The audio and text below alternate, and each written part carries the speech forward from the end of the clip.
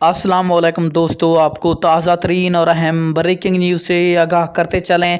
आज की सबसे बड़ी खबर पाकिस्तान और भारत का मैच जो कि 24 अक्टूबर को होने वाला है, अब वो नहीं होगा। इसी हवाले से ताज़ा तरीन अपडेट्स सामने आ रही है। तो आइए जानते हैं मुकम्मल तफसील, इसकी वजह क्या बनी। आखिरकार पाकिस्तान और इंडिया का मैच वर्ल्ड कप का है जो 24 अक्टूबर को खेला जाएगा, वो क्यों नहीं हो पाएगा।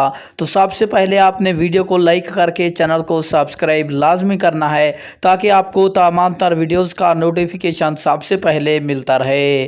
तो आपका कोई भी कीमती वक्त ज़ाया किए बगैर बढ़ते हैं वीडियो की जानिब। आपको ताज़ा खबर से आगाह करते चलें कि पाकिस्तान और भारत का मैच है जो 24 अक्टूबर को होने वाला है।